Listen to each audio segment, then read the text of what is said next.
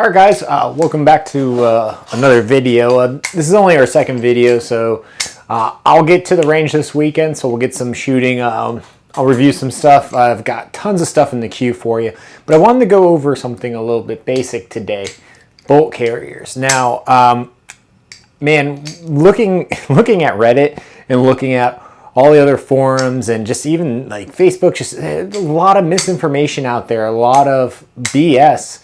You know, what makes a good bolt carrier, what doesn't, staking, all this stuff.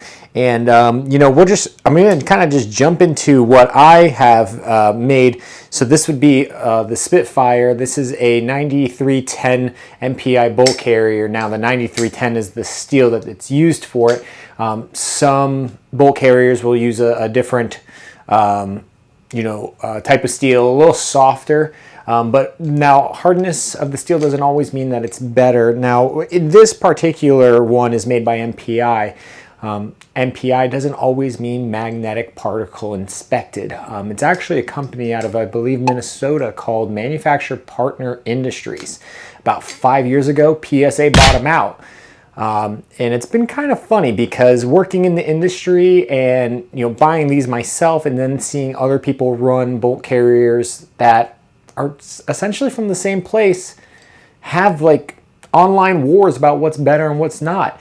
In all actuality, the carrier itself can be pretty generic as long as it's not like, you know, really crappy or made overseas or anything like that. It's really all in your bolt head is where a lot of your differentials and all that, that's where it differentiates.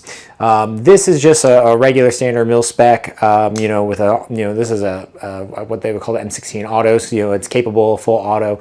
Is it, you know what, man, that's up to you to, you know, whatever you want to do with your life, however you want to live it. I run with 12 gangs, and we only commit hate crimes. I'll do what I want. But this, I have seen that they do make the bolt heads where they have the 45-degree angle cuts in like a never fail style head. Those are really neat, especially when you're dealing with debris and whatnot. But yeah, just touching base with it, I'm going to show you how to go ahead and clean your bolt carrier, disassemble your bolt carrier. Hopefully YouTube's algorithm doesn't get me for manufacturing, because they have taken off videos before where I just show how to do basic maintenance on stuff. But there's parts of it that are really not talked about, especially when you're oiling your bolt carrier, especially with the extractor and the assistant spring that is within the bolt head itself. Now that might not be the technical term. Don't fry me for it. But I'll go ahead. I'm going to take this apart.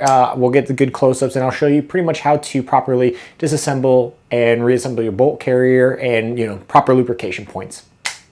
Quickest and easiest way to take this apart, as you can see, there's a cotter pin. You know, there's really no good way of taking it out. You could just use something real basic like an Allen key and actually just fish it out like so. Once it's out, your firing pin should fall. Got a little bit of dirt on there, no big deal.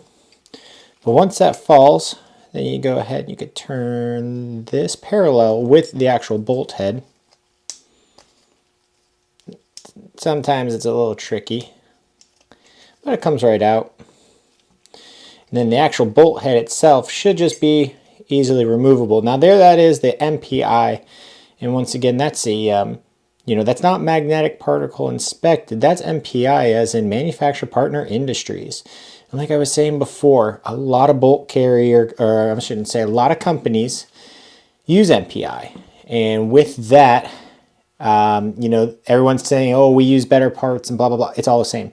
So unless the companies making it themselves, you know, between Smith & Wesson, PSA, and a number other of manufacturers, a lot of people are actually using the same style bolt carriers. So what you want to do is you're going to want to, you know, obviously lubricate your gas rings, and especially, you know, the bolt head around this area, because you're going to get a lot of friction in this area. Now, the one thing I also always tell people to check for is take that pin out, and what you can check for is the O-ring. Now, if there's no O-ring and you get a accidental or some type of a bolt carrier that doesn't have an O-ring on the extractor spring, that will usually cause a double feed or a some type of a discharge issue or you know, ejection problem. Now, sometimes that spring can be really tough and you can run without it, but most of the time if you have an ejection problem, it could be that you have damage to here or obviously gassing issues. Don't really have to do too much there. You know, it's got a little bit of lube right there anyways. Press down on that and pretty much you could just, just push that in. Now we just make sure it's fully in, because as long as it's fully in, then it will spin freely. So with that, go ahead and, now I'm using an aerosol base oil. I'm not a huge fan of aerosol base oils. Believe it or not, I will use a little bit of ATF as well. Now that doesn't mean the alphabet boys. ATF, I mean clearly I'm going to use automatic transmission fluid. Yeah, that's right. No, automatic transmission fluid. See how this spins real nice. That means you got the extractor pin back in correctly. But go ahead, put it in there, let that lube up, and you can go ahead and also get into there just a little bit. Let it spin, because that's going to help all the gas rings. But moving forward, using ATF. So ATF has a detergent in it, and it allows for heat to disperse. It's actually really good. But I've made my own oil where I'll use that along with some other stuff, and it works really well.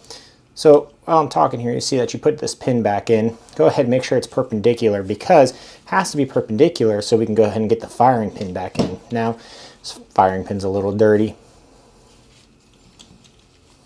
And we can go ahead and just easily just go ahead, might as well hit it all in one shot here. Then we'll go ahead, I keep my fingers like that, and I can just feed it in, and as you see, it just falls right into place. Now make sure it's down all the way, because that pin will have to go back. Now you see how that pin kind of alligators out. When you put it in, it's going to become difficult. That's where using something that has like a J-style hook or a Allen key will come into play. So as I put it in,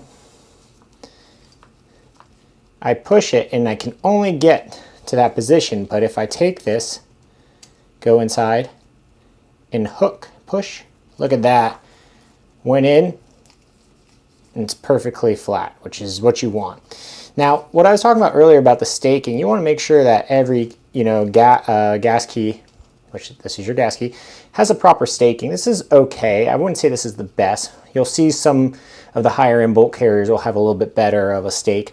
There are also bolt carriers out there that have adjustable gassing systems to it. Usually those are meant to be ran with suppressors and whatnot. But this is, like I said, this is your basic run-of-the-mill M16 full auto bolt carrier from Spitfire Manufacturing. If you're wondering who that is, it's the channel. Yeah.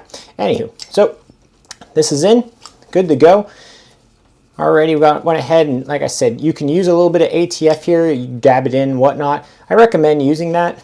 You don't really have to do too much of like back here or anything quite like that.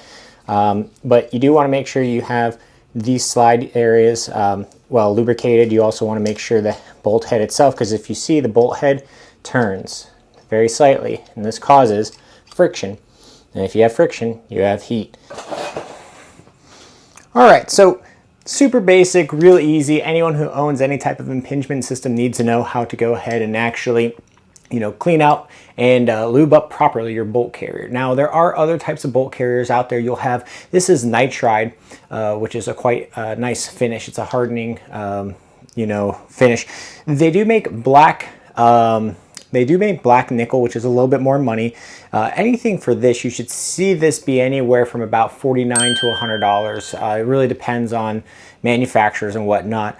Wanted to also go ahead, and I guess I completely forgot, is when you're doing all your lubrications and whatnot, there is a little tiny pin here, and this helps the extraction. There's a spring behind it. Make sure to always get a little bit of oil up there and work that spring. When you're able to do that, it'll help just in general for any type of failures. Now, like I said, this is just a basic MPI bolt carrier that we rebrand with Spitfire. Obviously, you have the nitride, and then you have what is a beat up nickel boron. Now, nickel boron is a nickel plating that they put on these instead of doing the nitride plating. They also make black nickel.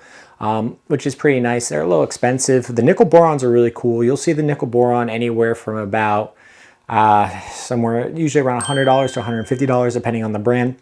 This one is also an MPI, which is once again not magnetic particle industries. I'm sorry, magnetic particle inspected, but manufacturer partner industries, also known as PSA, Palmetto State Armory. So it's really nice. A lot of people will get kind of weirded out sometimes because the nickel boron, the nickel plating will flake under the bottom. That happens. I wouldn't really get too crazy about it. If you have flaking on the head, that's different. The bolt head shouldn't be flaking, but at the same time, it won't flake if it's properly lubricated. So anyways, just going through like the basics on that. If you have any questions, hit us on the comments below. Also, go ahead, hit the subscribe button, and also hit the like and notification. Why notification is so important? Because YouTube absolutely hates weapons, and hopefully disassembling this, they don't take the video off because they're weird, and I'll see certain manufacturing videos get taken out and then some left in.